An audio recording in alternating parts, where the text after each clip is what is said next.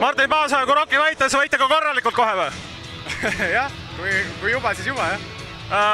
No ma ei saa nüüd öelda, et see nüüd eriline üllatus, see võit oli, oleme ju kord sel hooajal juba Rocki võitnud. Ega nüüd peale Tanel Soku väga keegi seal seekord oma taset välja ei mänginud?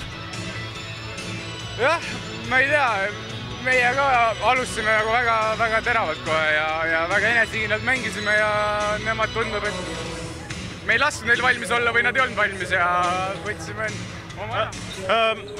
Kaitse nüüd tegelikult ju pidas, ütleme praktiliselt igas mänguelemendis see kaitse pidas praegu, et see töö annab vilja ikkagi, mis tehtud on. No eks me seda terve aeg oleme jah, neid võidades ja rääkinud, et see lõpuks tore on, kui see tööle hakkab, et seda me nagu oleks juba varem tahtnud, aga hea, et ta nüüd ikkagi hakkab tööle jah, selles mõttes. Kas Rocki pikkade suhteliselt arvukad vead panid pitsele selle mängule ka, et meie pikad said vähe lihtsamini ja kergemini korvi all toimetada? Jaa, et lauas me, ma arvan, olime täna väga head, ma ei teagi, mis see seis mul muidu lauas jäi, aga jah, see kindlasti andis meile nagu jõudu ja kindlust sinna korvi alla juurde. Nüüd järgmine nädal 2 mängu, et meeskonnal tundub ka füüsiline valmisolek ja võimekus päris kõva olema, et füüsiline põhi tundub all olema hea.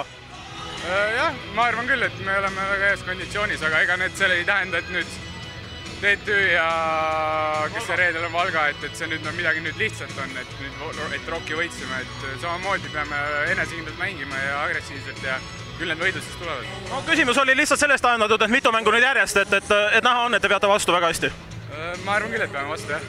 Aitäh, Martin, ja edu juba järgmine nädal. Tänud.